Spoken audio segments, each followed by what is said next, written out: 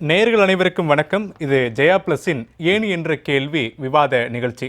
தினசரி முக்கியமான தலைப்புகளின் கீழ் விவாத பொருள்களை வழங்கும் ஜெயா பிளஸ் இன்று விவாதத்திற்கு எடுத்திருக்கூடிய தலைப்பு என்பது உங்களுடன் ஸ்டாலின் 4 ஆண்டுகளாக யாருடன் இருந்தார், அரசு பணத்தில் வாக்கு கேட்கக்கூடிய திமுக. இந்த தலைப்பின் கீழ் தான் அடுத்த 1 மணி நேரங்கள் 4 விருந்தினர்களோடு இந்த விவாத நிகழ்ச்சியை நாம் முன்னகர்த்த இருக்கிறோம். இந்த தலைப்பை இன்று எடுப்பதற்கான முக்கியமான காரணம், கடந்த 15ஆம் தேதி ஜூலை 15ஆம் தேதி சிதம்பரத்தில் தமிழக முதலமைச்சர் மு.க. ஸ்டாலின் உங்களுடன் ஸ்டாலின் எனும் திட்டத்தை தொடங்கியிருக்கிறார். பெரிய அளவில் இது பேசப்படுகிறது என்று திமுகவால் சமூக வலைதளங்களில் செய்திகள் பரப்பப்பட்டாலும் கூட இதற்கு பின்னணியில் இருக்கக்கூடிய காரணங்களும் அதே நேரத்தில் பின்புலத்தில் இருக்கக்கூடிய பல தகவல்களும் அதிர்ச்சி அளிக்கிறது. உதாரணத்திற்கு ஒரு புகைப்படத்தை நேயர்களுக்காக இப்போது காட்ட முடிகிறது. ரெண்டு புகைப்படத்தை நாங்கள் பார்க்க முடியும். அதை நீங்கள் ஸ்க்ரீன்லையும் பார்க்க முடியும் நான் நினைக்கிறேன். அதாவது என்ன புகைப்படம் அப்படின்னா, 2023 டிசம்பர் 18ஆம் தேதி கோவையில் இதே தமிழக முதலமைச்சர் ஒரு திட்டத்தை தொடங்கி வைக்கிறார். மக்களுடன் முதலமைச்சர். இந்த திட்டத்திற்கான நோக்கம் என்ன அப்படின்னு தமிழக அரசு அதிகாரப்பூர்வ அரசு வெளியீட்டில் என்ன தெரிவிச்சிருந்தாங்கன்னா, அரசின் முக்கியமான சேவைகளை குடிமக்களின் வசிப்பிடத்திற்கே சென்று வழங்குவதுதான் மக்களுடன் முதல்வர் திட்டத்திற்கான நோக்கம் என்று எப்போது 2023 டிசம்பர் 18ஆம் தேதி கோவையில் தொடங்கி வைக்கப்பட்ட திட்டம். 2025 ஜூலை 15ஆம் தேதி மீண்டும் இதே முதலமைச்சர் மு.க. ஸ்டாலின் ஒரு திட்டத்தை தொடங்கி வைத்திருக்கிறார், உங்களுடன் ஸ்டாலின். இந்த திட்டத்துடைய நோக்கம் என்பது அரசு துறைகளுடைய சேவைகள் திட்டங்கள் அவர்களின் இல்லங்களுக்கு அருகிலே சென்று வழங்குவது. ரெண்டுக்குமான வித்தியாசம் 2 தான். ஒன்று 2003க்கும் 2025க்கும் இடைப்பட்ட நாட்களில் இருக்கக்கூடிய 576 நாட்கள் முதல் வித்தியாசம். ரெண்டாவது வசிப்பிடம் அப்படின்றத இல்லங்கள்னு மாற்றிருக்காங்க. இந்த 2 மட்டுமே பெயரளவில் மாற்றப்பட்டு ஒரே திட்டத்தை மீண்டும் தேர்தலுக்கு முன்னதாக திமுக கையில் எடுத்திருக்கிறது. இதை வைத்துதான் தற்போது திமுகவினர் வீடு வீடாக சென்று தேர்தல் ஆணையத்திலிருந்து வருகிறோம் என்று வாக்காளர் பட்டியல்களை எல்லாம் காண்பித்து ஓடிபி எண்களை பெற்று உங்களுடன் ஸ்டாலின் என்ற அந்த ஸ்டிக்கர்களை எல்லாம் வீடுகளுக்கு முன்பாக ஒட்டி செல்லக்கூடிய அந்த காட்சிகளை எல்லாம் நீங்களும் நேர்கள் பார்த்திருக்க முடியும். இந்த தலைப்புகளின் கீழ்தான் இன்னும் சில முக்கியமான விஷயங்கள் குறித்தெல்லாம் விவாதிப்பதற்காக நாங்கள் கூடியிருக்கிறோம். முதலில் விருந்தினர்களை உங்களிடத்தில் நான் அறிமுகம் செய்து வைத்து விடுகிறேன். விருந்தினர்கள் பத்திரிகையாளர் துரைக்கருணா மற்றும் அரசியல் விமர்சகர் நித்யானந்தம். உங்கள் இருவரையும் நான் நிகழ்ச்சிக்கு வரவேற்கிறேன். இவர்களோடு பொருளாதார நிபுணர் சுப்பிரமணியன் மற்றும் அரசியல் விமர்சகர் ஜெகதீஸ்வரன். உங்கள் இருவரையும் நான் நிகழ்ச்சிக்கு வரவேற்கிறேன். முதல்ல துரைக்கருணா சார், உங்ககிட்ட இருந்து இப்போ நம்ம கொடுத்த விளக்கத்திலிருந்தே பெயர் மாற்றப்பட்ட திட்டம் 2013 அம்மா திட்டம் அப்படின்னு மாண்புமிகு புரட்சித் தலைவி அம்மா அவர்கள் தொடங்கப்பட்ட திட்டமும் கூட இதுதான். மக்களுடைய இடத்திற்கே நேரடியாக சென்று அவருடைய குறைகளை கேட்டறிந்து உடனடியாக நிவர்த்தி செய்யக்கூடிய வகையில் 2013க்கு அப்புறம் 2023 ஸ்டாலின் அதே திட்டத்தை காப்பி அடிச்சு பண்ணியிருந்தார். இப்போ 2 வருஷம் இடைவெளிக்கு அப்புறம் மீண்டும் பெயர் மாற்றம் செய்து இந்த திட்டத்தை மீண்டும் தமிழ்நாட்டில் செயல்படுத்த தொடங்கி இருக்கிறாங்க. நோக்கம் என்னவாக இருக்குன்னு நீங்கள் நினைக்கிறீங்க? திராவிட முன்னேற்ற கழகத்தை பொறுத்தளவில் மீண்டும் 2026ஆம் ஆண்டிலும் வெற்றி பெற்று ஆட்சி அதிகாரத்திற்கு வந்துவிடும் என்கிற அந்த ஒரே குறிக்கோளோடு தான் அவங்க களத்தில் இப்போ பணியாற்றி வருகிறார்கள். நீங்கள் இன்னொரு நோக்கம் என்னென்னு கேட்டிங்கன்னா, 1977, 80, 84 இந்த 3 காலகட்டங்களில் நடைபெற்ற தமிழக சட்டப்பேரவை தேர்தலில் புரட்சித் தலைவர் எம்ஜிஆர் அவர்கள் ஒரு தொடர் வெற்றியை பெற்றார். மரியாதைக்குரிய மறைந்த முன்னாள் முதலமைச்சர் அம்மா செல்வி ஜெயலலிதா அவர்களும் 2011 தொடர் வெற்றியாக 32 ஆண்டுகளுக்கு பிறகு ஒரு தொடர் வெற்றியை 2016ஆம் ஆண்டு பெற்றுக் கொடுத்து விட்டார். திராவிட முன்னேற்ற கழகம் 6 முறை ஆட்சியில் இருந்தாலும் கூட அவர்களுக்கு தொடர் வெற்றி சாத்தியப்படவே இல்லை. அடுத்தடுத்து திமுக அதிமுக என்று மாறி மாறி ஆட்சி அதிகாரத்திற்கு வந்ததுனால இந்த தேர்தலில் ஒரு தொடர் வெற்றியை சாத்தியப்படுத்திவிட வேண்டும் என்கிற நோக்கத்தில் தான் களமிறங்கியிருக்கிறாங்க. 2024 நடைபெற்ற நாடாளுமன்ற பொதுத் தேர்தலில் 40க்கு 40 ஒரு 100% வெற்றி என்று வந்தவுடனே ஒரு வார காலத்திலேயே திமுக தலைவரும் முதலமைச்சருமான ஸ்டாலின் எதிர்வரும் 2026லையும் 200+ அப்படின்னு 200+ங்கிற மாதிரி கொண்டு போய் வெல்வோம் 200 படைப்போம் வரலாறு அப்படின்னு விதவிதமாக ஸ்லோகங்களை எழுதி அதற்கான பணிகளில் ஈடுபட்டாங்க. ஒரு கட்டத்தில் பார்த்தீங்கன்னா கடந்த 2 வாரங்களுக்கு முன்பு ஒரு கூட்டத்தில் பேசுகிற போது நான் 200+ அப்படின்னு தான் சொல்லியிருந்தேன், ஆனால் எனக்கு மக்களிடையே இருக்கிற வரவேற்பை பார்த்தா ரொம்ப பிரமிப்பாக இருக்குது, 234 தொகுதிகள்லையும் நாங்கள் வெற்றி பெற்றாலும் ஆச்சரியப்படுறதுக்கு இல்லைங்கிறார். இன்னொரு புறம் ஒரு அமைச்சர் சொல்கிறாரு, நாங்கள் 200+ சொல்கிறத தாவேக்க ஆட்கள் இருமாப்புன்னு பேசுகிறாங்க, கூடுதல் இருமாப்போட சொல்கிறேன், இந்த தேர்தலில் 2026 தேர்தலில் 234 தொகுதிகளையும் திமுக கைப்பற்றும்னார். இந்த 234 தொகுதிகளிலும் திமுக வெற்றி பெறும்னு சொல்லலை, கைப்பற்றுங்கிறார். அப்போ கைப்பற்றுவதற்கான களப்பணிகளை இறங்கிட்டாங்கிறத நம்ம இதிலெல்லாம் பார்க்குறோம். ஒவ்வொரு முறையும் ஒவ்வொரு தலைப்புகளை வைத்து நீங்கள் குறிப்பிட்டது மாதிரி மரியாதைக்குரிய செல்வி ஜெயலலிதா அவர்கள் வந்து மக்களை தேடி அதிகாரிகள் அரசு அப்படிங்கிற மாதிரி வந்து சென்னையிலே பார்த்தோம். ஆமாம், அந்த அம்மா திட்டம். ஆமாம், அது வந்து ஒவ்வொரு வட்டவாரியாக ஒவ்வொரு இங்கே சென்னையில் இந்த 200 வார்டுகளையும் போய் வட்டவாரியாக நடந்தது. அந்தந்த பகுதிகளிலேயே அவர்களுக்கு கிடைக்க வேண்டிய ஜாதி சான்றிதழ் கிட்ட இருப்பிட சான்றிதழ், வருமான சான்றிதழ் மற்ற விஷயங்கள்லாம் அரசு சார்பாக உடனடியாக செய்ய வேண்டியது எல்லாமே ஆன் தி ஸ்பாட் செஞ்சிட்டு இருந்தாங்க. இப்போ அதனுடைய நீட்சியாக தான் வேறு ஒரு பெயரில் இந்த விஷயத்தை கொண்டு வந்தாங்கிறது நம்ம பார்க்குறோம். இதில் இன்னொன்று என்னென்னா, இந்த திராவிட முன்னேற்ற கழகத்திற்கு சாதகமாக திராவிட முன்னேற்ற கழகத்தில் உறுப்பினராக இணைக்கும் பணியை அரசு பணத்தில் செலவழிக்கிறார்கள்ங்கிற குற்றச்சாட்டு தான் இப்போ. இது ஜனநாயகத்துக்கு ஒரு பேராபத்தான நிலைப்பாடு அப்படின்னு தான் நம்ம பார்க்கணும்.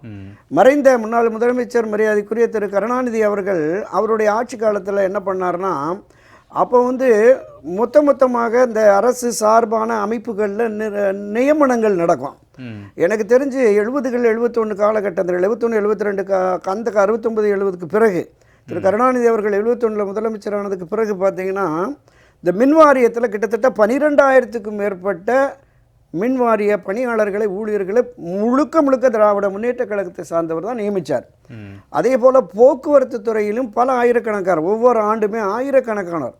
புரட்சித் தலைவர் எம்ஜிஆர் அவர்கள் ஆட்சிக்கு வந்து 77 80 80 84 இந்த 10 ஆண்டில் போக்குவரத்து இந்த திராவிட முன்னேற்ற கழகத்தை தொழிற்சங்கத்தையே அவங்க முறியடிக்க முடியாத நிலை இருந்தது. எந்த போராட்டம் ஆர்ப்பாட்டம்னாலும் இந்த மக்களுக்கு இடையூறு ஏற்படுத்துகிற நீங்கள் உங்களுக்கு தெரிஞ்சிருக்கோம். அவர் ஆட்சிக்கு பொறுப்பேற்றதில் ஒரு வார காலத்திற்கு மேலே ஒரு போக்குவரத்து ஸ்ட்ரைக் அடித்து யாருமே உங்கள்கிட்ட வரலை. புரட்சித் எம்ஜிஆர் பார்த்தாரு, இந்த பிரச்சனையை மக்கள்கிட்ட விட்டுறேன், மக்கள் முடிவெடுப்பார்கள்னு. அதை முறியடித்தாங்க மக்கள். அதுபோல தான் இந்த மாதிரியான இந்த நிலைப்பாடு என்பது திராவிட முன்னேற்ற கழகம் தொடக்க முதலே செயல்பட்டு வருகிறது. மக்களை திசை மாற்றுவது, மடைமாற்றுவது, அவர்களை தங்கள் ஆதரவு நிலைக்கு கொண்டு வருவது அப்படின்னு. நீங்கள் அதுக்கு அடுத்த முறையில் பார்த்தீங்கன்னா, மரியாதைக்குரிய திரு கருணாநிதி அவர்களே திமுகவை சேர்ந்தவர்கள் ஆயிரக்கணக்கானோரை மக்கள் நல பணியாளர்கள், சாலை பராமரிப்பு பணியாளர்கள் கொண்டு வந்தார்.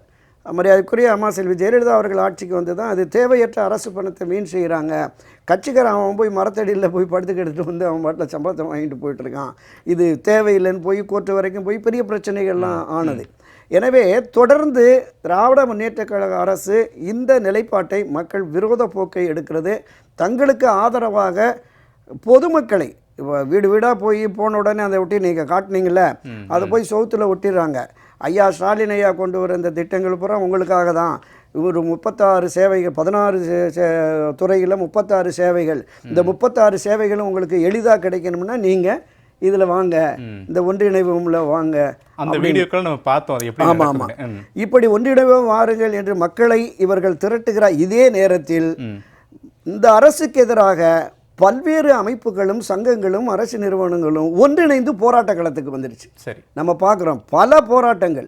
அரசு ஊழியர்கள், ஆசிரியர்கள், மருத்துவர்கள், செவிலியர்கள், மின்வாரிய ஊழியர்கள், போக்குவரத்து ஊழியர்கள், பார்வையற்ற மாற்றுத்திறனாளிகள் உட்பட பலரும் போராட்ட களத்திற்கு வந்து இந்த ஆட்சியை அகற்ற வேண்டும் என்கிற நிலைப்பாட்டில் இருப்பதால் தங்களை தக்க வைத்துக் கொள்வதற்காக திராவிட முன்னேற்ற கழகம் இந்த அணுகுமுறையை கடைபிடித்திருக்கு என்பது என்னுடைய முதற்கட்ட பார்வை. சரி, ஓகே. ஜெகதீஸ்வரன் சார், 4 வருஷமா இல்லாத ஒரு அக்கறை ஏன் தேர்தலுக்கு 9 மாதங்களுக்கு முன்னாடி திமுகவுக்கு வந்துக்குன்னு நினைக்கிறீங்க? துரைக்கருணா ஐயா விட்ட இடத்துல தான் தொடரணும்னு நினைக்கிறேன். இன்றைக்கி வந்து ஒரு கடுமையான அதிருப்தி இன்று இருக்கிறதா என்றால் ஆம் இருக்கிறது. ஆன்டி இன்கம்பன்சி இருக்கா? ஆன்டி இன்கம்பன்சி இருக்கிறது அவங்களே உணர்றாங்க. நீங்கள் வந்து வெளிப்படையாக பேசும்பொழுது 200 இடங்களுக்கு மேலே வெற்றி பெற்றுவிடும், ஒரு பெருவாரான வெற்றியை நீங்கள் பெறலாம் என்று சொன்னாலும் ஆன்டி இன்கம்பன்சி இருக்கிறதா அவங்க இடங்களில் உணர்றாங்க. ஏன்னா ஒன்றும் இல்லை, அவர் சொல்கிற மாதிரி இன்றைக்கி இப்போ பார்த்துட்டு இருக்கோம், தொடர்ச்சியாக நம்மளே வந்து விவாதத்துக்குலாம் எடுத்தோம். பகுதி நேர ஆசிரியர்கள் தொடர்ச்சியாக போராடி கொண்டு, இப்போ தற்காலிகமாக வாபஸ் அப்படிங்கிற செய்தி வந்திருக்கு, ஆனால் தொடர்ச்சியாக போராடி கொண்டு இருக்கிறார்கள். மருத்துவர்கள், நீங்கள் வந்து மேட்டூர்லேருந்து மருத்துவர்கள் நடந்து வந்தாங்க, கொரோனா இறந்து போனவர்களுக்கு வேலை கேட்டும் மற்ற மருத்துவ சார்ந்த கோரிக்கைகளை வைத்துக்கொண்டும் அவர்கள் நடந்து வந்தார்கள். டிஎம்எஸில் எப்போ பார்த்தாலும் மருத்துவர்கள் போராடிட்டு இருக்காங்க, செவிலியர்கள் போராடிட்டு இருக்காங்க. ஐயா சொன்ன மாதிரி மாற்றுத்திறனாளிகள் போராடிட்டு இருக்காங்க. எல்லா இடங்களிலும் ஏதாவது ஒரு போராட்டம் தொடர்ச்சி நடந்து கொண்டே இருக்கின்றது. இன்னொரு பக்கம் பார்க்குறோம் இந்த பாலியல் கொடுமைகள். இன்னைக்கு பாருங்க, அந்த திருவள்ளூரில் வந்து பாலியல் வன்கொடுமைப்பட்ட சிறுமியா உண்மையிலே அவங்க அம்மாவுடைய பேச்சை கேட்க முடியல. நமக்கு ஒரு தகப்பனாக ஒரு தாயாக அந்த அம்மாவுடைய அழுகுறல்ங்கிறது, ஏன்னா ஒரு வாரம் ஆகியும் இன்னும் அந்த குற்றவாளியை நாம் பிடிக்கவில்லை. நீங்கள் ஏன்னா மீடியா எப்போ அதை சென்சிட்டிவாக ஆக்குறாங்களோ அப்போ எல்லாரும் எப்பொழுது பேசுகிறார்களோ அப்போ தான் வந்து அது கவனம் கொடுக்குறார்களே தவிர, நீங்கள் இந்த மீடியா இன்றைக்கி இது பெருசாக கையில் எடுத்து இன்றைக்கி எல்லா மீடியாவும் பேசாமல் இருந்தார்கள் என்றால் 10 ஒன்று 11 அவ்வளோதான். ஏன்னா இதே மாதிரி எத்தனையோ பாலியல் குற்றங்கள் நடந்து கொண்டே இருக்கின்றது. கண்டும் காணாமல் எதெல்லாம் சென்சிட்டிவாக மீடியா பெருசாக்குறாங்களோ அதை மட்டும் தான் நாங்கள். ஸோ ஒரு அதிருப்தி என்பது இன்றைக்கி மக்கள் போராடிட்டு இருக்காங்க. அவர் என்னைக்கு பிடிப்பீங்க? இப்போ நீங்கள் யோசிச்சு பாருங்கள், இதே சென்னையில் ஒன்று நடந்திருக்கு, ரொம்ப சென்சிட்டிவாக இருந்துச்சுன்னா அவரோட சிசிடிவி ஃபுட்டேஜை வந்து குற்றம் இந்த சம்பவம் நடந்த ஒரு 2 மணி நேரம் 3 மணி நேரத்தில் வெளியிட்டு இந்த குற்றவாளி கண்டுபிடிப்பதற்கு நீங்களும் உதவுங்கள் சொல்லியிருப்பாங்க. ஒரு வாரம் கழிச்சு தான் அந்த குற்றவாளி வந்து நடந்து போகிற காட்சிகளும் குற்றவாளி இப்படி தான் இருக்கிறான்ற காட்சிகளும் வருகிறது. அவன் ஆந்திரா தப்பிச்சு போனானா வேற எங்கேயாவது தப்பிச்சு போனானா அப்படிங்கிறது இன்னும் தேடிக்கிட்டே இருக்கிறாங்க. அப்படியே சில நாட்களுக்கு அப்புறம் தான் அமைக்கிறாங்க. அப்போ வந்து என்ன கேட்டீங்கன்னா, அப்போ இது வந்து இன்னும் கவனம் பெறாத ஒரு செய்தி. நமக்கு என்ன பாலியல் குற்றத்தை ஒழிக்க வேண்டும் அப்படிங்கிறது பிரதானமா, கவனம் பெறுகின்ற செய்திகளை மட்டும் ஒழிக்க வேண்டும். நிறைய இடங்கள்ல இந்த மாதிரி அதிருப்திகள் பிரச்சனைகள் இருக்கின்றது. அப்போ அதெல்லாம் நீங்க மட்டுப்படுத்தணும் அப்படின்னா நம்ம என்ன பண்ணணும்னா, நம்மளே வீதியில் இறங்க வேண்டிய அவசியம் ஏற்பட்டு விட்டது. நீ முதலமைச்சர் அவர்கள் உண்மையிலேயே ஒரு 4 ஆண்டு காலம் நான் கொடுத்த தேர்தல் வாக்குறுதிகளை நிறைவேற்றிவிட்டேன், ஆட்சியில் எந்த அதிருப்தியும் இல்லை, ஆட்சி ரொம்ப சீரும் சிறப்பாக இருந்ததுன்னு கேட்டிங்கன்னா போக வேண்டிய அவசியமே இல்லை. நான் கடைசி நேரத்தில் தேர்தல் அறிவித்த பின் பிரச்சாரத்துக்கு போகிறேன், நான் செஞ்ச நல்ல விஷயங்களை எடுத்து சொல்கிறேன், முன்னர் ஆட்சி காலத்தில் நடந்த தவறுகளை சுட்டிக்காட்டி பேசுகிறேன்னு சொல்லிட்டு முடிச்சுட்டு போயிடலாம். இன்னைக்கு எப்போவுமே ஒரு எலெக்ஷன் மோடில் இருக்க வேண்டிய கட்டாயத்தில் எல்லாருமே இருக்கிறாங்க. இன்றைக்கே எலெக்ஷனை பற்றி பேச வேண்டிய அவசியம், நீங்கள் ஓரணியில் தமிழ்நாடு போக வேண்டிய அவசியம். இன்னொன்று, இப்போ திட்டம் என்பது என்ன நடக்குது? நீங்கள் போகிறீங்க, ஒருத்தரோட வீட்டுக்கு போகிறீங்க, முதல்ல நம்ம எல்லாரும் பொதுவாக எல்லா கட்சிகளும் செய்கின்ற அந்த உறுப்பினர் சேர்க்கை முகாம்களை பார்த்துருப்போம். உறுப்பினர் மெம்பர்ஷிப் டிரைவ். ஒரு கட்சி ஒரு ஏதாவது பொது இடத்துல உட்காந்துருப்பாங்க, உங்களுக்கு பிடிச்சிருக்க அந்த கட்சியை நீங்கள் போய் சார் நான் சேரணும்னு விரும்புகிறேன், இல்லை என்ன இங்கே பண்ணுறீங்க நம்ம தெரிஞ்சு விருப்பத்தின் அடிப்படையில். நம்ம யாருமே வந்து ஒரு குடும்பத்துக்குள்ளே போய் உட்கார்ந்துக்கிட்டு நீங்கள் ஓட்டர் ஐடி எடுத்துகிட்டு வாங்க, உங்களுடைய ஓட்டர் ஐடி நான் செக் பண்ணணும், உங்களுக்கு ஒரு ஓடிபி வரும், இது தனியுரிமை சார்ந்த பிரச்சனைங்க. எனக்கு வழக்கு தொடுக்கப்பட்டுள்ளது. எப்படி நீங்கள் செய்ய முடியும்? எனக்கு திமுக பிடிக்குது பிடிக்கல வேற விஷயங்க. நீங்கள் திமுக பிடிச்சிருந்தா கூட அந்த குடும்பத்துக்குள்ளே நீங்கள் போய் உட்கார்ந்துக்கிட்டு உங்கள் வீட்டில் யாரெல்லாம் இருக்கீங்க, உங்களுக்கு 1000 ரூபா பணம் வருதா வரலையா, உங்களுக்கு எல்லா பிரச்சனைகளும் இருக்கா, அதெல்லாம் நாங்கள் சரி செய்ய வந்திருக்கோம்னா அப்போ 4 ஆண்டுகளும் என்ன செஞ்சீங்க நீங்கள்? இப்போ தான் திடீர்னு அக்கறை பொங்குதா? 4.5 வருடங்களாக செய்யாத ஒரு விஷயத்தை நாங்கள் இப்பொழுது செய்ய வந்திருக்கிறோம். சரி செஞ்சிருவீங்களா? இனிமேல் இல்லைப்பா ஓடிபி வந்துருச்சு, உங்களை மெம்பரை சேர்த்து டேட்டா பை கிளம்பிட்டோம். நீங்கள் ஒரே வாரத்தில் 50 லட்சம் உறுப்பினர்களை ஒரு கட்சி சேர்க்கிறது என்று சொன்னால் அதன் பேர் வளர்ச்சி அல்ல, வீக்கம் வெடிச்சிரும். வளர்ச்சி சீரான வளர்ச்சி மட்டும்தான் சரியான ஒரு பாதையை நோக்கி. ஓகே, உண்மையிலேயே ஓகே, திமுக மேலே எனக்கு ஒரு அபிப்பிராயம் இருக்கு, இவ்வளோ நாள் எனக்கு மெம்பர்ஷிப் எப்படி மெம்பர் ஆகிறது எப்படின்னு தெரியாமல் இருந்துச்சு, இன்னைக்கு வந்திருக்காங்க என் வீட்டு வாசல்னா ஒரு பெரிய குடியிருப்பு இருக்குது, அந்த குடியிருப்பு வாசலில் உட்காந்துருக்காங்க, நான் போய் இணைச்சிக்கிறேங்கிறது பிரச்சனையே இல்லை, நான் விரும்புகிறேங்க, நான் போகிறேன். தனியுரிமை சார் நீங்கள் நேரடியாக ஒரு வீட்டுக்குள்ளே போய் உட்காந்துக்கிட்டு நீங்கள் வந்து ஆதார் எடுத்துகிட்டு வாங்க, உங்களுக்கு ஓடிபி வருதா, ஓடிபி நம்பர் சொல்லுங்கள், இது எல்லாமே எப்படி ஏற்றுக்கொள்ள? இது கண்டிப்பாக கோர்ட் கடுமையான இதே நம்ம பேசுகிற இன்னைக்கு விவாதங்களில் பேசக்கூடிய எல்லா விஷயங்களையும் நீதிமன்றம் கேள்வி எழுப்ப போகிறது. யார் உங்களுக்கு அந்த உரிமை கொடுப்பது? எப்படி நீங்கள் போயிட்டு நீங்கள் ஏதோ எலெக்ஷன் கமிஷனில் வந்த மாதிரி உங்களோட ஓட்டர் ஐடி நாங்கள் செக் பண்ண வந்திருக்கோங்கிறதும், உங்களுக்கு எதெல்லாம் நடந்திருக்கு நடக்கலங்கிறதும், அதுவும் நீங்கள் உங்களுக்கு யாரை ஐடென்டிஃபை பண்ணி, நீங்கள் முதல்ல திமுக ஐடென்டிஃபை பண்ணுறீங்க, அம்மா நான் திமுகலேருந்து வந்திருக்கேன், நான் அந்த பகுதியோடைய செயலாளர், இல்லை அந்த பகுதியில் நான் வேலை செய்கிற ஒரு தொண்டர், அதை மாதிரி சொல்கிறீங்களா? அவங்க மக்கள் திடீர்னு ரொம்ப பாமர மக்கள், பொருளாதாரத்தில் பின்தங்கிய மக்கள், அவங்களாம் பார்க்கும்போது அதிகாரி யாரோ வந்துட்டார்ப்பா, அரசாங்க அதிகாரி யாரோ வந்திருக்காரு, நீங்கள் உடனே ஓடி போய் ஓட்டர் ஐடி எடுத்துட்டு வா, ஆதார் எடுத்துட்டு வா, எல்லாத்தையும் எடுத்துட்டு வா. நீங்கள் அப்படி கேட்பதே முதலில் தவறு. நீங்கள் வந்து கோர்ட் என்ன சொல்லுது, ஆதாரே வந்து பல விஷயங்களும் நீங்கள் விருப்பப்பட்டா கொடுங்க, மேண்டேட் பண்ணக்கூடாது, ஆதாரம் எடுங்கன்னே மேண்டேட் பண்ணக்கூடாதுன்னு கோர்ட் பல தடவை சொல்லிடுச்சு. அப்படி இருக்கும்போது போய் எல்லாரும் போய் ஆதார் எடுத்துட்டு வாங்க, ஓட்டர் ஐடி எடுத்துட்டு வாங்க, யாருங்க நீங்கள்? முதல்ல இந்த கேள்வியை கேட்பதற்கு உங்களுக்கு யார் அந்த உரிமை கொடுப்பது?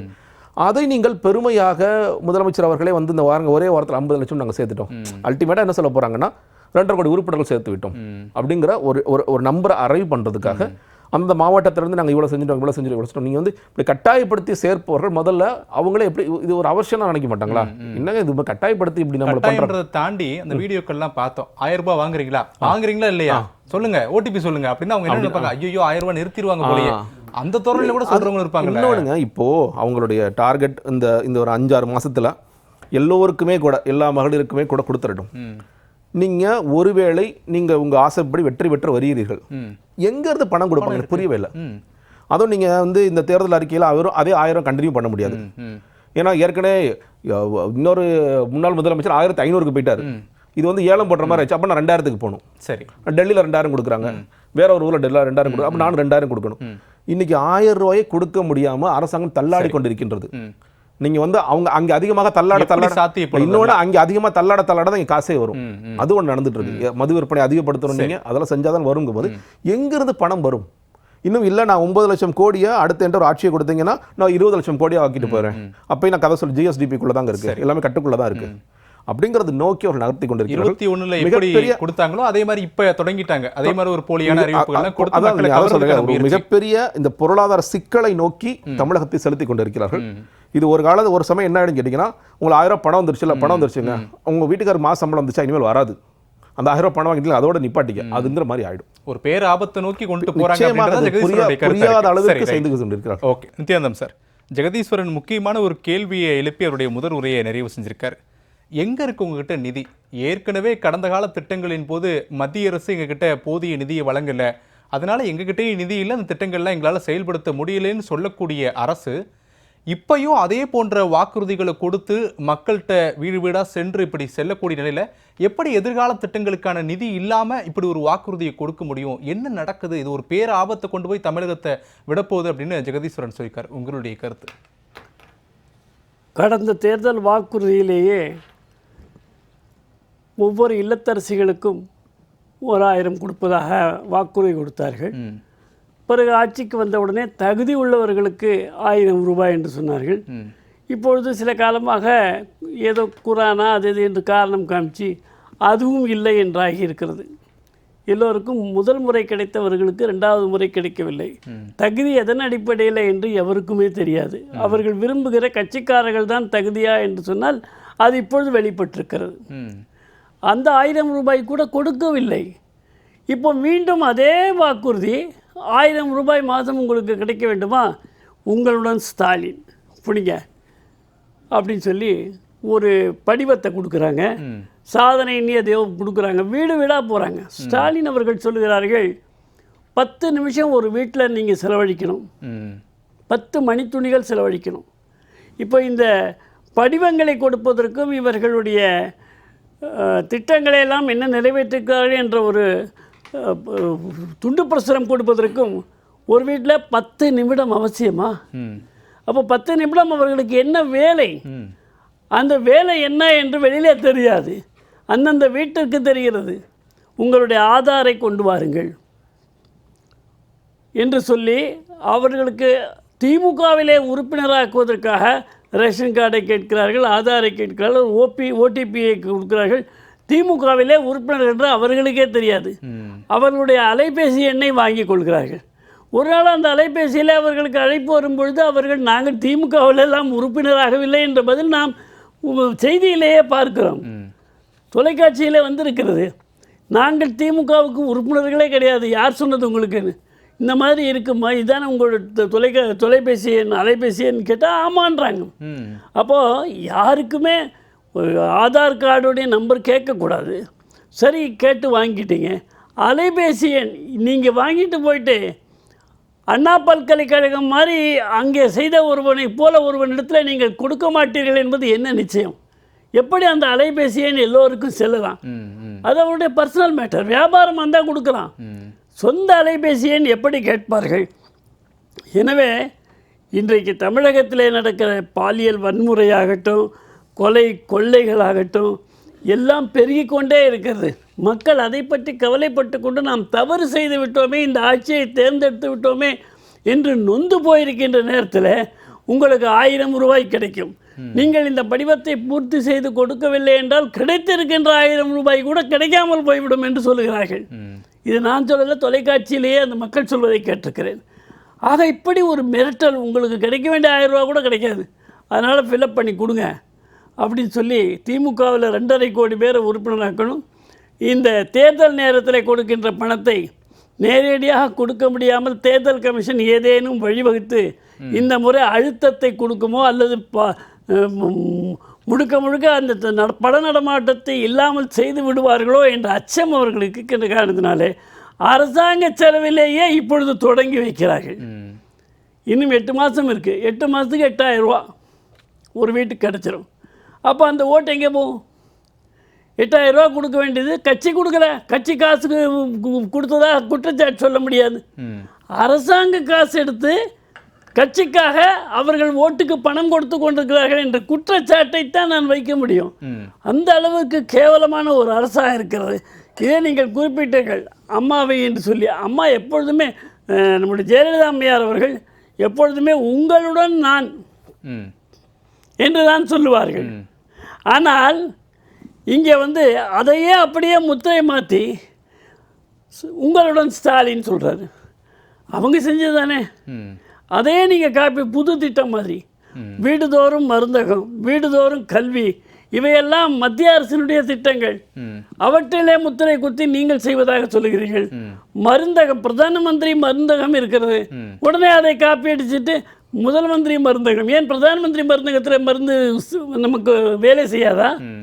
அதுக்கு ஒரு தனி பெயர் வைத்து அரசு, மத்திய அரசு கொடுக்கின்ற நிதியிலே செய்கின்ற வேலையை தங்களுடைய அரசு செய்வதாக மக்களை ஏமாற்றுகிறார்கள்.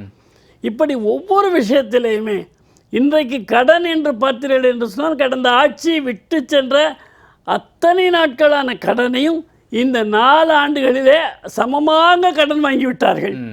இன்னும் ஓராண்டு 10 மாதத்துக்குள்ளாக இன்னும் அதிகமான கடன் தான் சுமையாகும்.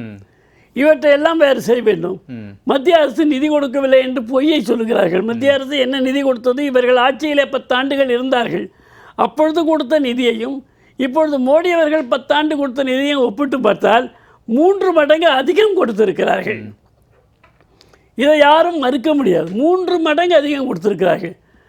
ஆனால் அந்த பணத்தையும் வாங்கி கொண்டு கடனையும் பெருக்கி வைத்து எந்தவித பெரிய வளர்ச்சி திட்டங்கள் என்று எதுவுமே கிடையாது. அரசாங்கத்தை கவனிப்பதே கிடையாது, சட்டம் ஒழுங்கையே பார்ப்பது கிடையாது. அடிப்படையில் கள்ளச்சாராயம் காய்ச்சுவதே குற்றம். கள்ளச்சாராயம் காய்ச்சி அதை குடித்து இறந்தவர்களுக்கு 10 லட்சம் என்று சொன்னால் ஒரு தவறு. கள்ளச்சாராயம் காய்ச்சுவது தவறு, அங்கே சென்று குடிப்பது தவறு. அந்த தவறினால், தன்னுடைய தவறினால் செத்தவனுக்கு 10 லட்சம்.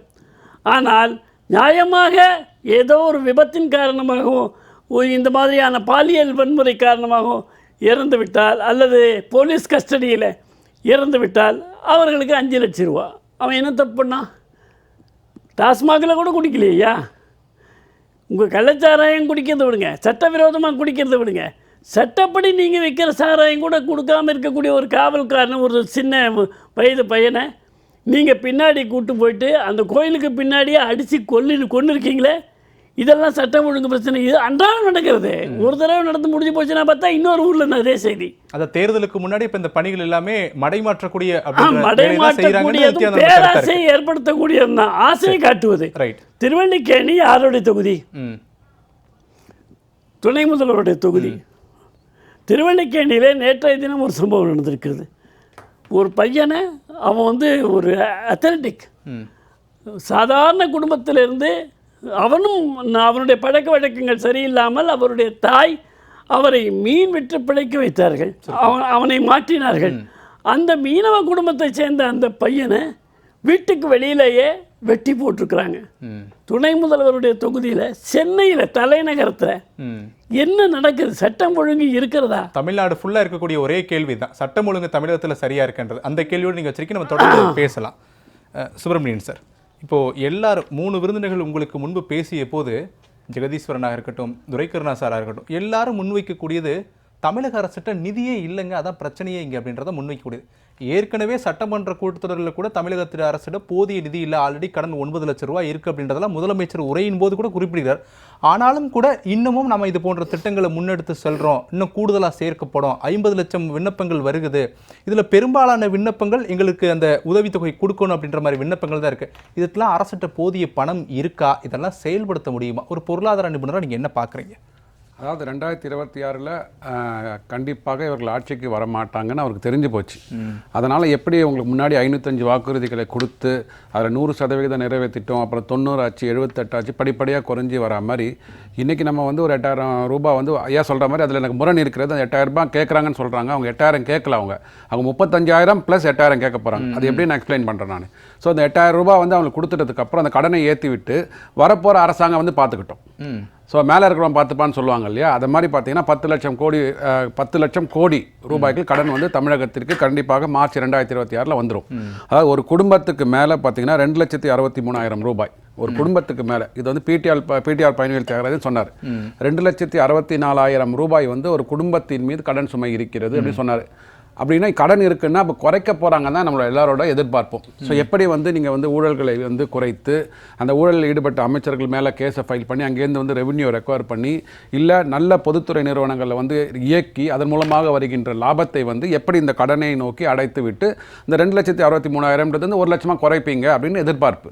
ஆனால் 26 வரும்போது மார்ச் 2026 வரும்போது பார்த்தீங்கன்னா கிட்டத்தட்ட ஒரு குடும்பத்தின் மேலே 4,67,000 ரூபாய் கிட்டத்தட்ட இருக்க போகுது. இது வந்து பேஸ்ட் ஆன் எஸ்டிமேட்.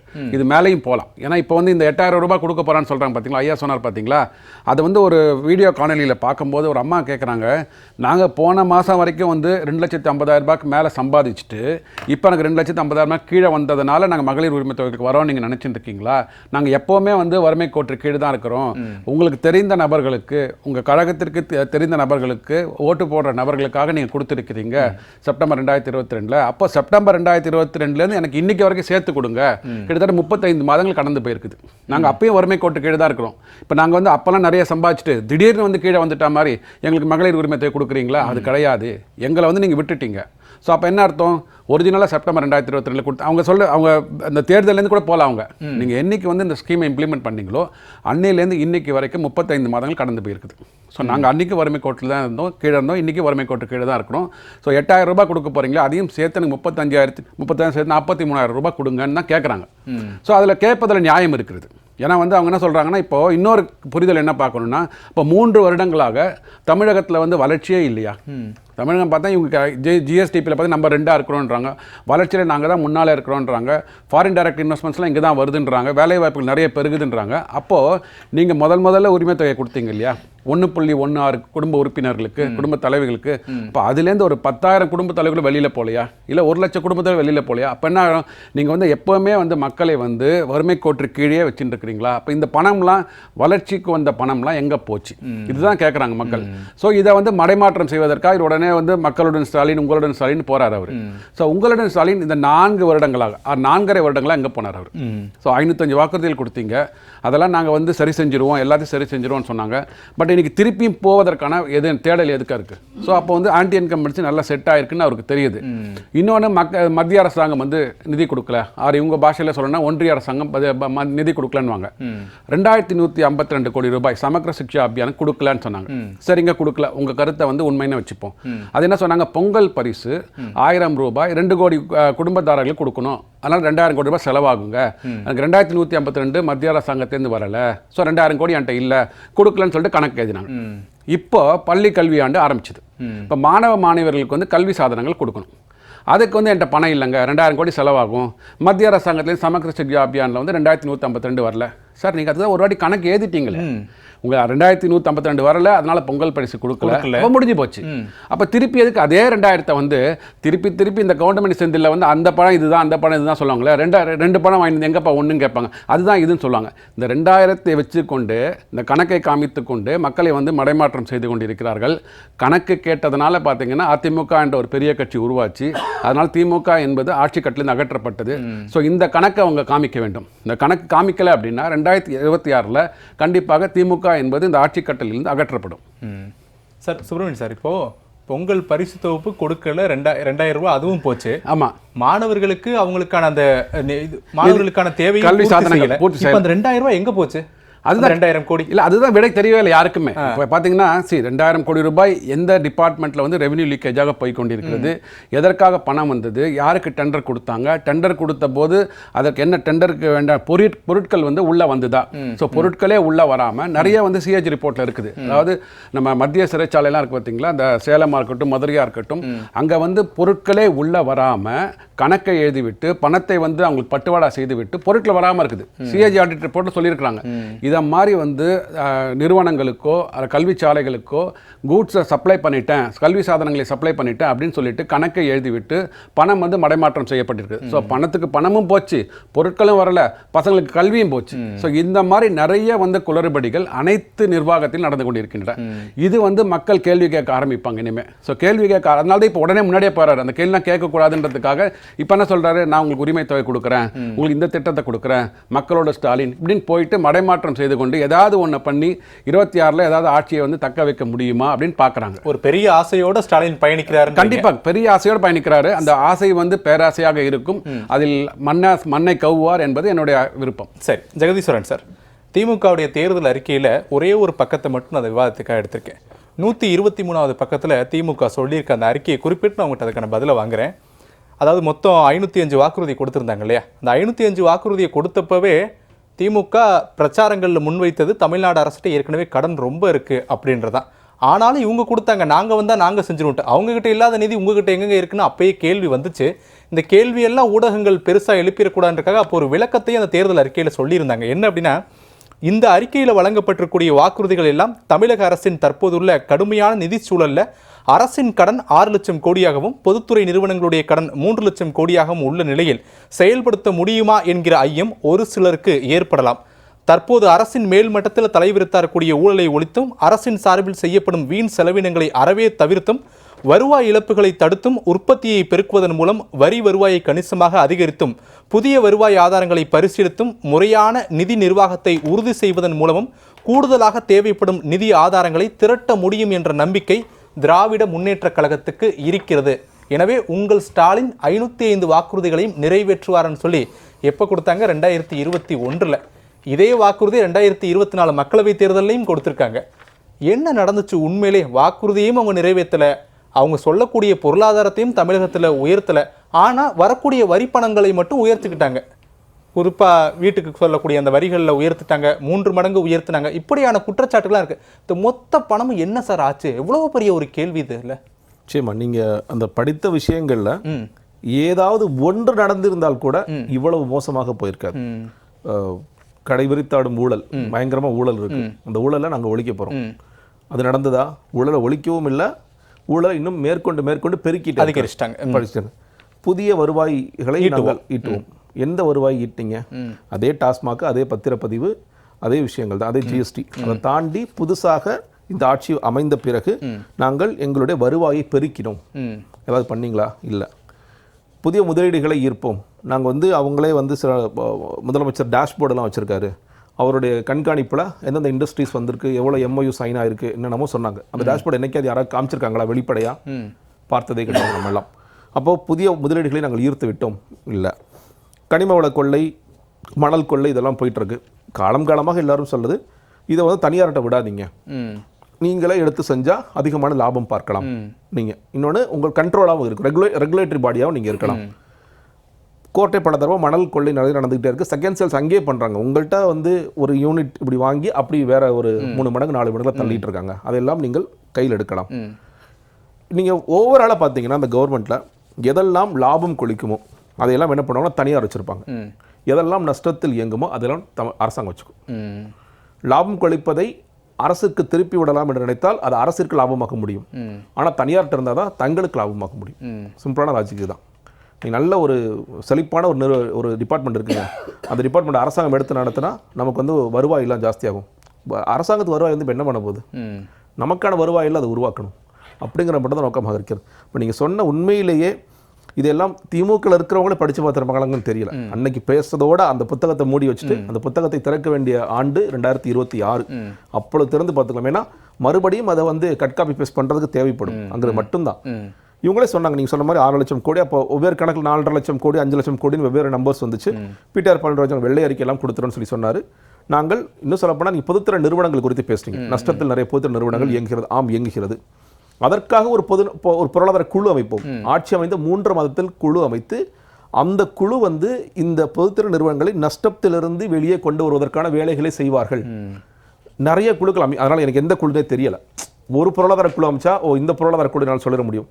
நீங்கள் வந்து எஸ்தர் த ஃப்ளோ அவங்களாம் வச்சு ஒரு பொருளாதார குழு, இங்கிட்ட பிளானிங் கமிஷனாக ஜெயரஞ்சன் அவங்களாம் வச்ச பொருளாதார குழு, இன்னும் பல குழுக்கள் அமைக்கப்பட்டதால் இந்த குழு உண்மையிலே நான் வந்து இதெல்லாம் சொல்லலை, நான் வந்து ஏதோ ஜோக்கெல்லாம் சொல்லலை, உண்மையிலே இந்த மாதிரி குழு அமைக்கப்பட்டதாங்கிறது எனக்கு தெரியல. அப்படி ஒருவேளை குழு அமைக்கப்பட்டிருந்தாலும் அந்த குழு இந்த பொதுத்தர நிறுவனங்களில் நடக்கின்ற இந்த நஷ்டத்தை நான் என்ன சொல்கிறேன், நீங்கள் வந்து லாபத்திற்கு இல்லை வந்து பிரேக் ஈவன் கூட பண்ண வேண்டாங்க, நஷ்டத்தை குறைச்சிருக்கோம், இபியில் வந்து நஷ்டத்தை குறைச்சிட்டோம், போக்குவரத்தில் நாங்கள் இந்த செயல்பாடுகளோட நஷ்டத்தை குறைச்சிட்டோம் சொன்னீங்கன்னா இல்லை. நீங்கள் மேற்கொண்டு இன்னைக்கு வந்து உண்மையிலேயே ஒரு போக்குவரத்து கழகம் எப்படி செயல்படுதுன்னா, ஒரு பக்கம் கலெக்ஷனை கொண்டு வந்து ஒரு பேங்க்கில் டெபாசிட் பண்ணுவாங்க, வேறொரு பேங்க்கில் போய் கடன் வாங்குவாங்க. ஏன்னா அன்றைக்கி வந்து டெய்லி நீங்கள் கொடுக்கணும், அடுத்த நாள் கொண்டு போய் இந்த பேங்க்கில் கொண்டு போய் டெபாசிட் பண்ணுவாங்க, இந்த பேங்க்கில் கடன் வாங்கிக்குவாங்க. இப்படி மாறி மாறி மாறி மாறி மாறி நீங்கள் பல்லவன் நியூஸ் வரைக்குமே அடமானத்தில் இருக்கக்கூடிய சூழல். நீங்கள் போக்குவரத்து ஊழியர்கள் பல பேர் பென்ஷன் கேட்டு கேட்டு கேட்டு கோர்ட்டுக்கு போய் செத்துக்கிட்டு இருக்காங்க, அவ்வளோ மோசமாக இருக்குது. அரசு ஊழியர்கள் இவங்க தான் சொன்னாங்க நாங்கள் பழைய ஓய்வு திட்டத்தை கொண்டு வரப்போகிறோம். 2 இடத்துல நீங்கள் போக்குவரத்து ஊழியர்களுக்கு ஸ்பெஷலாக ஒரு எக்ஸ்க்ளூசிவ் இடத்துல போட்டிருப்பாங்க, பொதுவாக இதையும் போட்டிருப்பாங்க, நாங்கள் பழைய ஓய்வு திட்டத்தை கொண்டு வரப்போகின்றோம். அரசு ஊழியர்கள் கொடுத்த ப்ராமிஸ். ஏன் அரசு ஊழியர் தொடர்ச்சியாக போராடி வருஷம் ஏன் போராடுறாங்க? நீங்கள் கொடுத்த ப்ராமிஸ் தாங்க, நாங்கள் எதுவுமே கேட்கல. நீங்கள் ஒருவேளை இதெல்லாம் இல்லைங்க, இதுக்கெல்லாம் வாய்ப்பே கிடையாது, நீங்கள் பாருங்கள் அதிமுகவும் செய்யலை நாங்களும் செய்யலை, விட்டுருங்க, பிரச்சனையே இல்லை. நீங்கள் தான் போய் நாங்கள் போராடுற இடத்துல ஒவ்வொரு இடத்துல நின்று என்ன பண்ணுறீங்க, நாங்கள் கவலைப்படாதீங்க நாங்கள் செஞ்சு கொடுக்குறோம், அப்படி தான் நீங்கள் உங்களோட ஆதரவு எடுக்கிறீங்க. ஆனால் அதற்கு கொஞ்சம் கூட உண்மையாக இல்லாமல் நீங்கள் இன்றைக்கி வந்து எல்லோருமே போராடுறாங்கன்னா யாராவது ஒருவர் இந்த தேர்தல் வாக்குறுதியில் இல்லாத ஏதாவது ஒரு விஷயத்துக்காக போராடுகிறான்னு சொல்லுங்கள். நம்மளே கூட சார் அவங்களே சொல்லலை, இவங்க எங்கே போராட்டம்னு நம்ம சொல்லிட்டு போகலாம். ஆனால் இந்த எல்லா போராட்டங்களும் திமுகவால் ஏற்படுகின்ற போராட்டம். திமுக தான் இதற்கு காரணக்கர்த்தா. அவங்களே வந்து நான் ஒவ்வொரு இடத்துக்காக போயிட்டு நான் இது நிறைவேற்றி கொடுத்துறேன், நான் இது நிறைவேற்றி கொடுத்துறேன். நீங்கள் இப்போது மத்திய அரசாங்கம் வந்து எய்ம்ஸ் கட்டலை அதெல்லாம் செங்கல்லாம் எடுத்துகிட்டு போகிறீங்க, அதெல்லாம் ஓகே. நீங்கள் கொடுத்த வாக்குறுதியில் என்னாச்சு? இதே மாதிரி யார் போகிறது? எந்த செங்கல் எடுத்துகிட்டு எங்கே போகிறது? இப்போ நீங்கள் அந்த லிஸ்ட்டில் வந்து சொன்ன எந்த விஷயங்களும் இது ஏதாவது அதான் சொல்கிறேன், ஏதாவது ஒரு விஷயம் செய்திருந்தால் கூட இவ்வளவு தூரம் நம்ம மோசமாக பேச வேண்டிய அவசியமே கிடையாது. இல்லை, எதுவுமே செய்யலை. ஆனால் இதே வாக்குறுதிகள் மறுபடியும் வரும்.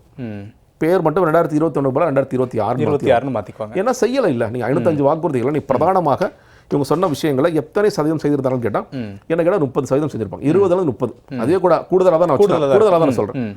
70% மேலே செய்யவே இல்லை. ஆனால் இவங்க சொல்கிறது நாங்கள் 70 செஞ்சிட்டோம், 80 செஞ்சிட்டோம், 90 செஞ்சிட்டோம், 120 130 போயிட்டோம், இப்படிலாம் சில கதைகள் இப்படி தான் போயிட்டு இருக்கே தவிர உண்மையில் அந்த வாக்குறுதிகள் ரொம்ப சாதாரண விஷயம். பெட்ரோல் டீசல் கேஸ் மானியம், நீங்கள் லோகாயுக்தா சேவைப்பெறும் உரிமை சட்டம், ஒரு வருஷத்துக்கு 10 லட்சம் வேலை வாய்ப்பு, +2 வரை படித்தவர்களுக்கான தனி வேலை வாய்ப்பு, அரசாங்க இதில் வந்து காலி பணியிடங்கள் 3 லட்சத்தை நாங்கள் நிரப்புவோம், ஊழல் வழக்கால் தனி நீதிமன்றம் அமைப்போம், பாலியல் குற்றத்திற்கு தனி நீதிமன்றம் அமைப்போம். இப்படி பல விஷயங்கள் எந்த விஷயம் நடந்திருக்கு அப்படின்னு பார்த்தீங்கன்னா இல்லை, எதுவுமே நடக்கவில்லை. சரி, இப்படிதான் இருக்கு. துரைக்கருணா சார், ஒரு பக்கம் தமிழ்நாட்டில் பொருளாதாரம் இல்லை, பொருளாதாரத்தை ஈட்டுவதற்கான முயற்சிகளும் இல்லை, இன்னொரு பக்கம் சட்டம் ஒழுங்கு சரியில்லை, சட்டம் ஒழுங்கு சரி செய்வதற்கான காவல்துறை போதிய நடவடிக்கை இல்லை. இப்படி எந்த பக்கத்துமே ஒன்று சரி செய்வதற்கான நடவடிக்கையும் எடுக்கிறதில்ல, இல்லை அதை தடுப்பதற்கான நடவடிக்கையும் எடுக்கலை. இப்படி இருக்கக்கூடிய சூழலில் ஸ்டாலினுடைய இந்த பயணத்தை நீங்கள் எப்படி பார்க்குறீங்க? உங்களோட ஸ்டாலின் மக்கள் கூட தான் இருக்கு, மக்கள் தான் பாதிப்பே படைகிறாங்க, ஆனால் திருப்பி நான் உங்கள் கூட தான் இருக்கேன்றப்போ அது ஒரு பெரிய கேள்வி எழுப்புது இல்லையா? யார் கூடங்க நீங்கள் இருக்கிறீங்க உண்மையிலே அப்படின்னு உங்களுடைய பதில்? மரியாதைக்குரிய முதலமைச்சர் ஸ்டாலின் அவர்கள் எதிர்க்கட்சி தலைவராக இருக்கிற போது ஒரு மிகப்பெரிய அளவில் பீகாரிலிருந்து ஒரு வியூக வகுப்பாளர் ஒரு 300-400 கோடி ரூபாய் கொண்டு வந்து கொடுத்து இங்கே ஒரு வியூகங்களை வகுத்து ஸ்டாலின் தான் வராரு, விடியல் தர போகிறாரு அப்படின்னு ஒரு ஹோர்டிங்ஸ் வச்சு தமிழ்நாடு பூரா மூளை முடுக்கெல்லாம் பெட்டி கடை டீ கடை எல்லா இடங்கள்லையும் வச்சு இந்த 505 வாக்குறுதிகளை கொடுத்து மக்களை ஏமாற்றி தான் இந்த அரசு வந்தது அப்படிங்கிறதான் எல்லோருடைய பார்வையாகவும் இருக்கிறது. அதில் உண்மையும் கூட.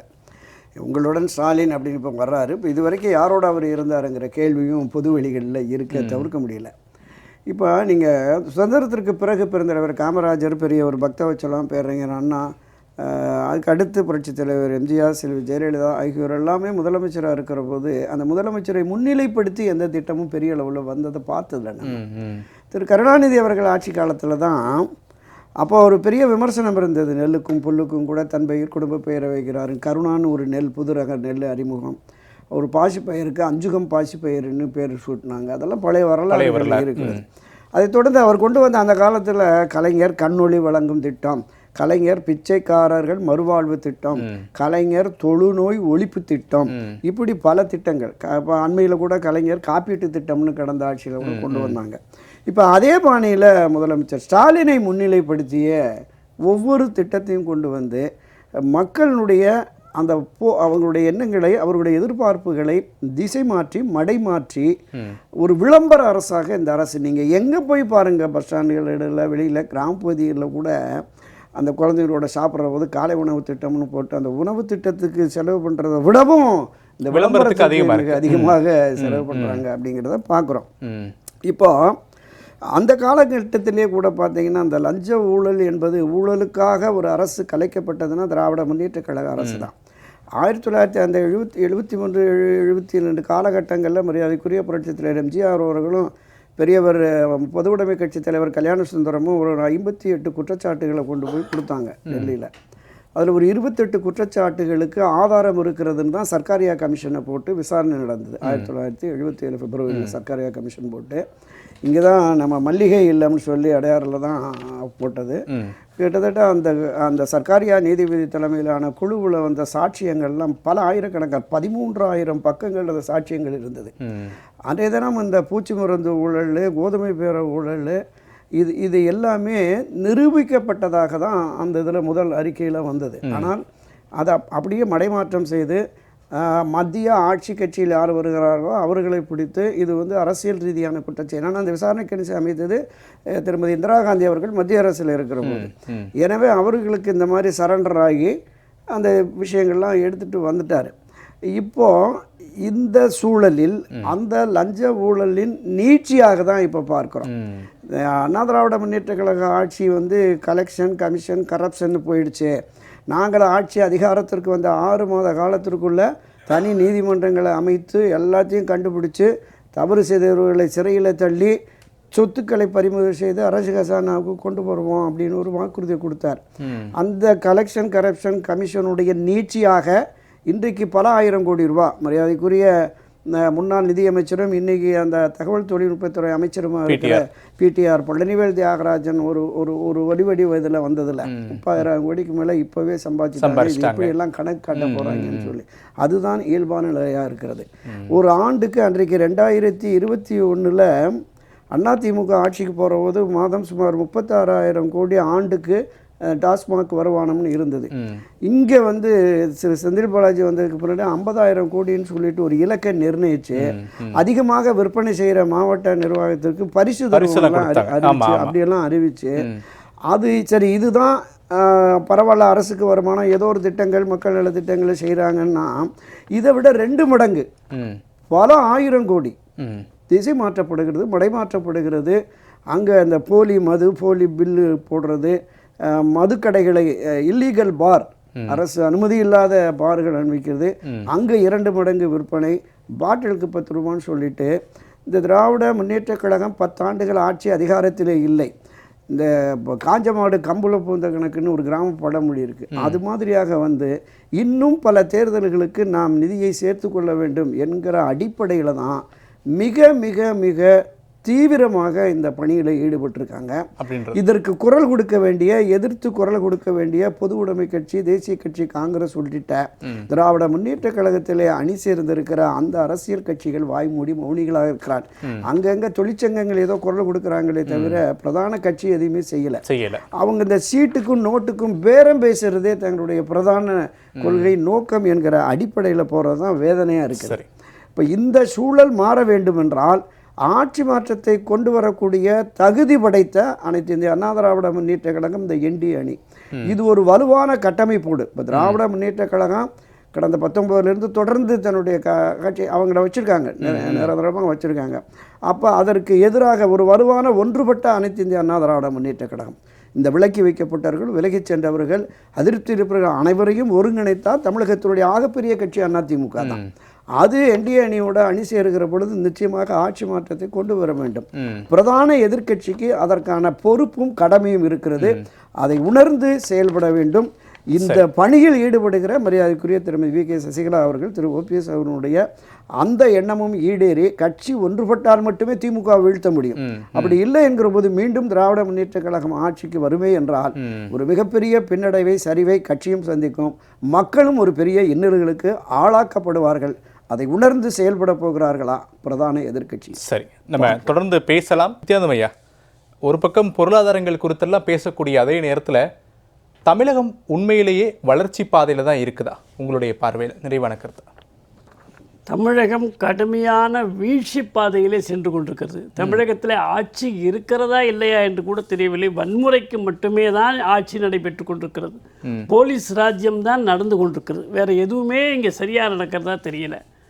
அது மட்டுமல்லாமல் இன்றைக்கு இந்தியாவிலேயே அதிக வன்கொடுமை, பாலியல் வன்கொடுமை நடப்பது, அதிக கொலைகள் நடப்பது, இவையெல்லாம் ஒப்பிட்டு பார்த்தீர்கள் என்றால் அனைத்து மாநிலத்திலும் தமிழகம் முதலிடத்தை பெற்றிருக்கிறது. இது நான் சொல்லலை, டேட்டா சொல்லுது. ஆக தமிழிடம் முதலிடம் என்று சொன்னால் ஒன்று போலீஸ் ராஜ்யத்திலையும் இன்னொன்று சட்டம் ஒழுங்கு பிரச்சனையில் தான் இருக்கிறது. அதனால் மக்கள் இந்த ஆட்சியை தூக்கி எறிவார்கள். இந்த ஆட்சிக்கு மிகுந்த செல்வாக்கு இருந்தது என்று நாம் கருதிவிடக்கூடாது. இந்த ஆட்சி ஏன் ஏற்பட்டது என்று சொன்னால் அம்மையார் அவர்கள் உயிரோடு இல்லை. ஜெயலலிதா அம்மையார் சென்று விட்டார்கள். 4.5 ஆண்டுகள் எடப்பாடி அவர்கள் முதலமைச்சராக இருந்தார்கள். எம்ஜிஆர் அவர்களையோ ஜெயலலிதா அம்மையாரையோ ஒப்பிட்டு எடப்பாடி தன்னை நினைத்து கொண்டு மக்கள் மத்தியிலே சென்றார். எந்த விதமான நலத்திட்டங்களை பற்றியெல்லாம் பெரிதாக சொல்லாமல் எப்படியும் நாம் வெற்றி பெற்று விடுவோம், நாம் பெரிய தலைவர் என்று கருதினார். அந்த காரணத்தினால தான் 3 விழுக்காட்டில் திமுக விட்டு கொடுக்க வேண்டியதாச்சு. அதை நம்ம பார்த்தோம். இன்னொரு விஷயம் உங்களுக்கு சொல்லணும்னு சொன்னால், மக்கள் திமுகவை என்றைக்கும் ஏற்றுக்கொண்டதில்லை. அதுக்கு நான் சுருக்கமாக ஒரே ஒரு வரியில் சொல்லணும்னு சொன்னால், நம்முடைய 72ல் திமுக மிகப்பெரிய சக்தியாக சட்டமன்றத்தில் வந்தது. அப்பொழுது எம்ஜிஆர் திமுகவில் இருந்தார். அதனால் அது எம்ஜிஆருடைய வெற்றி. 71. அப்போ எம்ஜிஆர் அவர்கள் இருந்தார்கள். அந்த பலத்திலே தான் இவர்கள் வந்தார்கள். 67ல் எம்ஜிஆருடைய படத்தை போட்டுத்தான் வந்தார்கள்.